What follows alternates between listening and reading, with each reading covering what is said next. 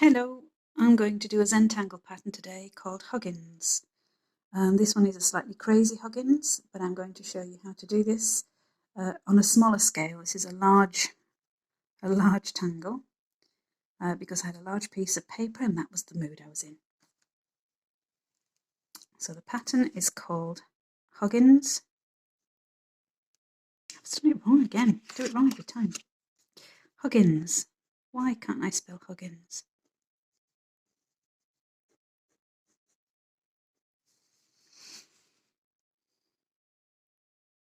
And we're going to do it slightly crazy. We're not going to do absolutely straight lines. I'm going to do a number of circles. We're going to do 4 circles along here, not quite a straight line. And we're going to do another row, 3 and 4. 2, 3. Just stretch that one out a little bit more. And then I'm going to do another one here for the 3rd row.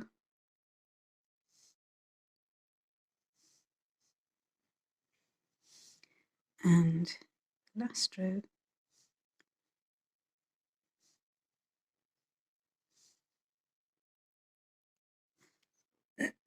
Okay, and we're going to join these circles together in a regular way, consistently, going to join them downwards, these 4, and then we'll turn the tile and join them this way.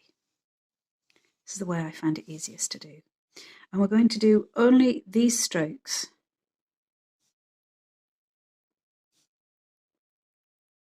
To join the circles together. So little curves like this, alternating curves.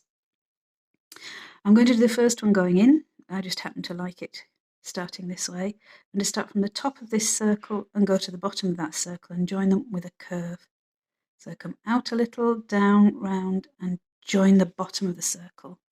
And you see it's really important to do that, to take the time to find the top of the circle, go out, round, and join to the bottom of the circle. And the last one, so there's going to be 3 curved lines, 2 in one direction and 1 in the other, because we have 4 circles. We're going to join them that way. And then we're going to join these circles, not exactly the same, but very similar. We're going to start this way and go in this direction, this time. So we're alternating every time. So from the top of the circle to the bottom, from the top of the circle and out to the bottom, and from the top of the circle and that way. And then I'm going to do exactly the same with the next row, only we went this way, so we're going to start going from the top of the circle out to the bottom, and from the top of the circle out to the bottom. I'm going to go here in that direction. So far so good. And now the final set of circles we join going the opposite direction, which is in and round, out and round, top of the circle to the bottom. Okay, it's already quite cute. Okay, all we're going to do is now is turn your paper, your tile, whatever you're drawing on, 90 degrees. I always go in the same direction. I always do exactly the same. But this time what I need to do is just check. We never draw over the line in Zentangle. So what we're looking is how we're going to draw the first line here. Well, it can't go inwards. It's going to go outwards. So the first one is going to go from the top, out and round. So we're never going to go in this direction across there. So this time it's going to go in the opposite direction, out, round, and tuck it in to the bottom there. We're going to start on this point, in, follow that around, curve it round, and the last one, curve round to the bottom of that one. Okay, you can see really fantastic pattern emerging. Now we're going to go in the opposite direction. That went this way. Now we're going to go this way.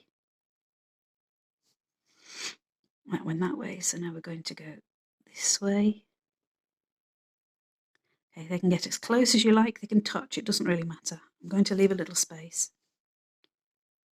Okay, out, round, down, in that direction. Okay, now we've got 2 lines joined up and just the last one. And when you've done this a few times, you know instinctively that you're going to go, when they're this shape, you're going to go outwards.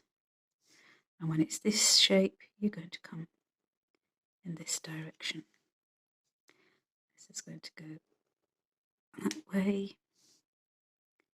That's going to go that way. And that is Huggins. You can do lots and lots of different things. And I'll just quickly show you where the shading goes. And then I'll show you some variations that you can do to just bring that to life.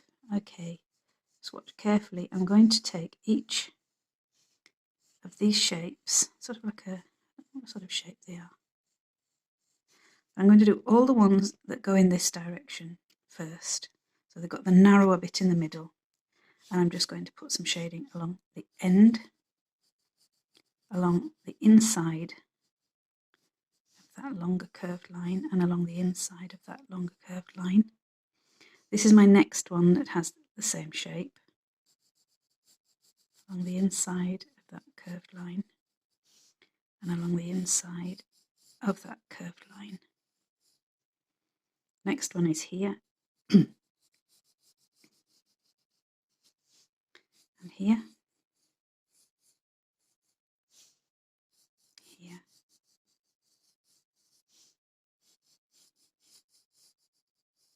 and here. I'm going to do exactly the same, so it feels the same. I'm just turning it, so now I'm going to do the shapes where the narrow bit's on the inside. I'll put a little bit of shading here. And you notice I'm using my pencil very, very flat at this angle. I don't want to push the graphite into the paper at this stage. I'm going to blend it and move it along from where it is. Any more? Yes, here and here, these 2.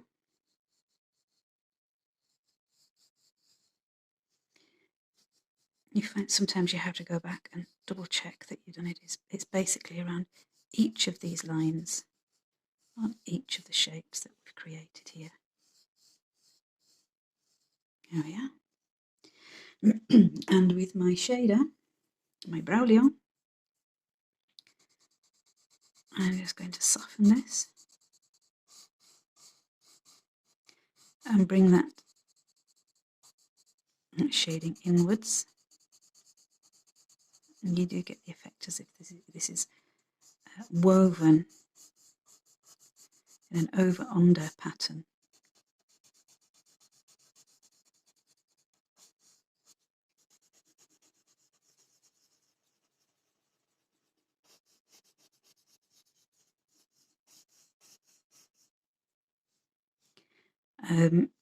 Just go through and make sure you do all of them. You can do them in an organised way, or just as the mood takes you.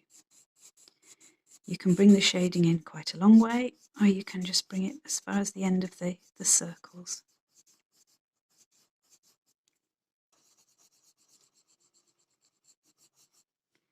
Just going to whiz through this a little bit faster.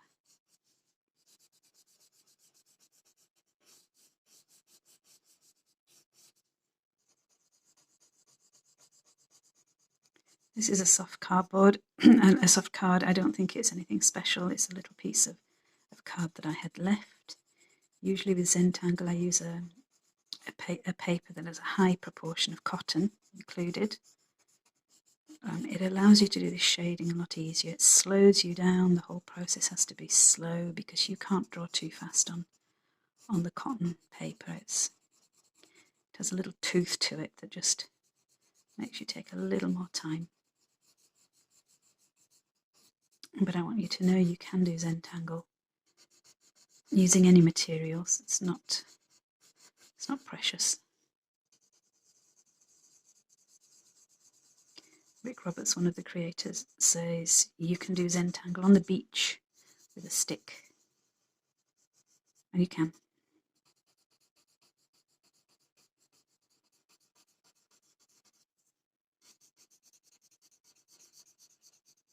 See, that's just pulling those in.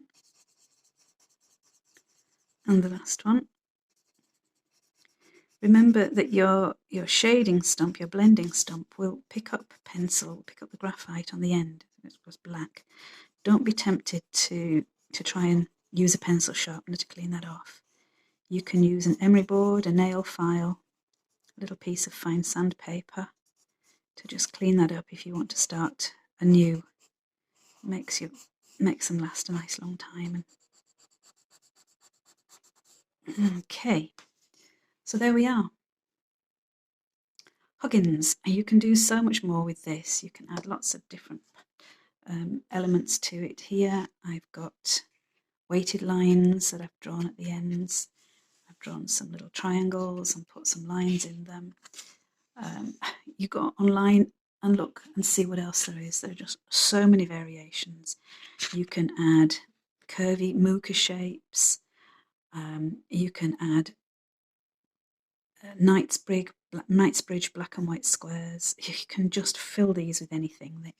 They come sort of reticular for you to put other fragments inside. Okay, so I leave you with Huggins. Thank you very much.